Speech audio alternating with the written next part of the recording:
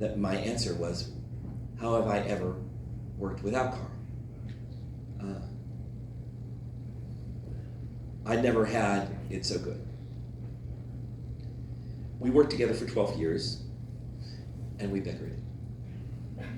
And those of you who are here, if we told you that Karl was the sweetest person with the most honey tongue we'd ever met, you'd know that you were the wrong dedication.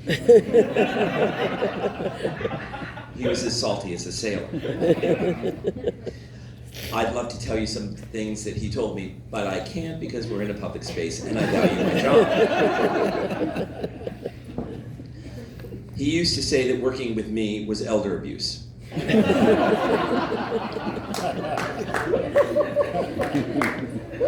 When people asked me who this irascible old man was next to me, I told them he was my ex-wife. Karl insisted I was killing him with my ambitious ideas. So John, I think you got him during the key years, and I got him. And when he came to my side of the world, he was getting more emotional. Yeah, he said every time I would show him my ideas, and he would say, "You're crazy, crazy." He said, "Are you trying to kill me?" And then my favorite was when he said, "Are they? What's the name of the team, the magicians?" He said, "Who are you, David Copperfield? You're gonna fly this thing in? How's that gonna happen?" But by kicking and screaming, he would, during the meeting, he would practically skip home and come up with designs. I think Karl was actually addicted to design. He couldn't wait for the next project. He grew increasingly sentimental as he got older. Sitting in the backstage, every year there were more tears at the beauty of the productions and his joy at seeing the students succeed. Banquets became a very important opportunity for him to measure the growth of the program and to bid the seniors who were graduating his greatest regret. What am I thinking? Farewell. Yes, his warmest wishes for a successful future. When students returned, he would increasingly drop whatever tool he had in his hand to go greet them and to welcome them home. But working with kids was the most important thing to him. Often it was to an audience of one. He would find a student who had a special desire to learn, who really wanted to know what he had to teach. And he would spend as much time with them as they were willing to spend with him. I remember one time I was standing with Karl on the stage of the auditorium, and he was explaining to me the complicated world of rigging. And it is a study, ladies and gentlemen. Those curtains don't just get up there. The set pieces don't just fly up there. It is a very, very complicated world where you can be hired just for that one job as a rigger. And he began to explain this to me, and I felt like my head was swimming. So I found myself nodding a lot and smiling a lot, and thanking God that I had this man who knew all this, so I didn't have to know it. But I remember that was one of the times where I first became conscious of the fact that I was working with a master craftsman. I have a degree from Bucknell University, from Harvard University, from Southern Oregon University, where I worked with the people who run the Oregon Shakespeare Festival. And I can tell you that I had no finer teacher in my life than Karl Hueglin.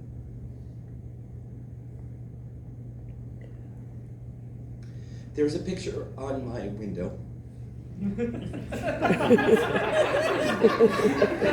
of my office.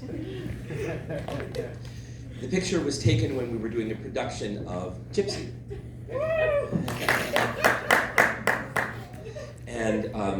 And we somehow or other got Karl to pose like a bit like a superhero. He sort of did one of these poses, and we incorporated it into the scene where Dainty June pops out of a paper frame, doing her show, doing her big number, and does a split on the floor. And so Karl became the newsboy in that. But somehow or other, the image stayed around, and one of the members of the production team intended to write on it, "I'm watching you," and they put it on my window there. But instead, his grammar wasn't exactly the best. He wrote, "I watching you." So, and I've never taken it down. I was aware at the time that I was honored and privileged to be working with someone as mighty as Karl, my finest teacher. And now, 2.5 years after he's passed, I know that he's still watching. So if you have a chance, you can go by my office, and you'll always be able to see Karl. I've got him in my house. Thank you.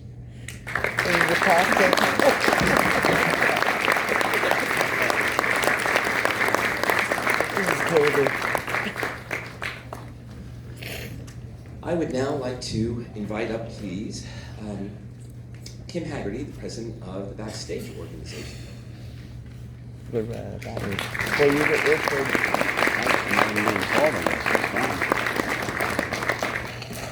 Hi, just real quickly, I just wanted to say that the MHS Backstage Association was honored to be able to fund the sign and the plaque in Karl's memory.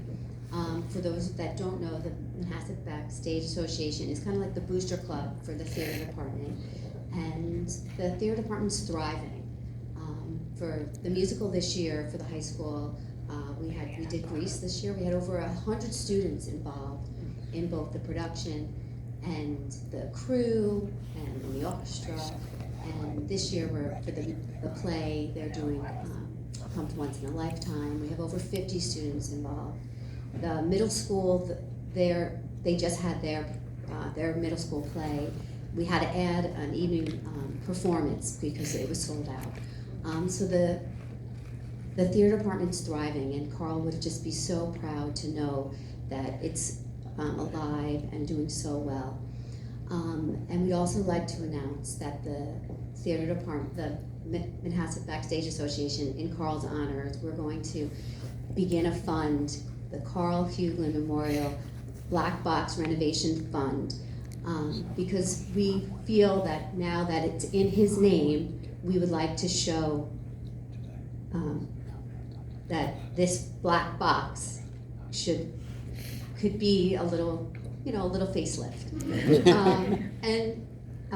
So we're selling right now magnets. That's our first little fundraiser to get the fund started, and there'll be future fundraisers going forward. So out front, on your way out, if you'd like to stop by and get a little card magnet and get the fund started. So thank you so much for coming.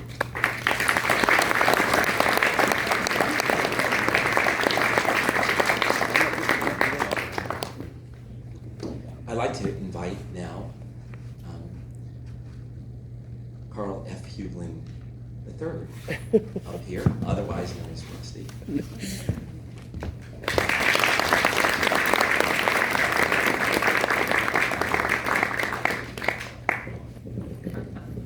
Can you hear me? First of all, thank you for the effort that you guys put in making this happen. The Board of Ed, Lisa, who's a pain in the ass. Thank you. Dr. A, I appreciate your efforts. This is actually pretty cool.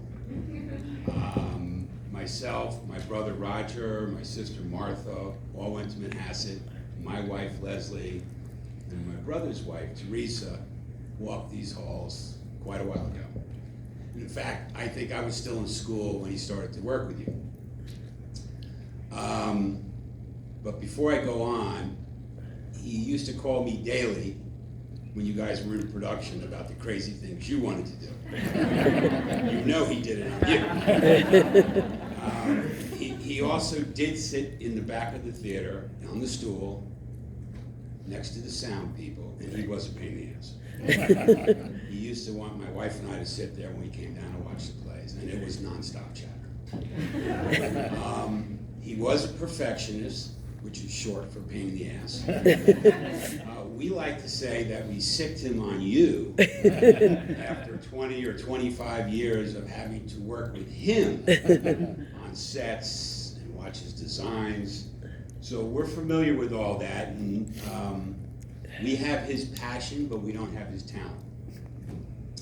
And I think for us, the most rewarding thing was to come down here and watch him work with, I guess, you guys, who are all ex-workers of his, and teach the kids how to build things. And he was really great at enabling the kids to take ownership of their work, to take pride in it, and to feel like they accomplished something. So I've always thought, each year we come back more and more, that my father, which in essence, I guess this is what this all amounts to, was a wonderful teacher. And there really is no higher calling than being a teacher, and more importantly, a teacher who teaches with passion. So I remember him telling us, there was one child, I guess, he was probably in 9th or 10th grade, and he, what was my father said? He said something to the effect that God help me for putting power tools in that kid's hands. Now, by the time he graduated, he was very proficient. So this is really a real charge. We're familiar with all this stuff, and to come down and to watch his work, and he really was superb at it. We have drawings which we look back over the years and watch the plays that he has done, and the passion is evident. This whole group, or all of you people who are the boosters and his students, you guys are all family. We used to come down here and watch him. I'm not sure he actually did any work. We would see him in the hallway talking to the superintendent or the principal, or chatting with some kids. And I still, to this day, don't know how he got to bring that dog in all the time. Mind-boggling. So, in any case, and Ryan, it was you who wrote that letter, and that's what it's all about. Service, passion, excuse me, to make an impact on people's lives, whether it's 1, 2, however many, is an impressive talent. So from my family, we are very much appreciative, and we thank you very much. Thanks.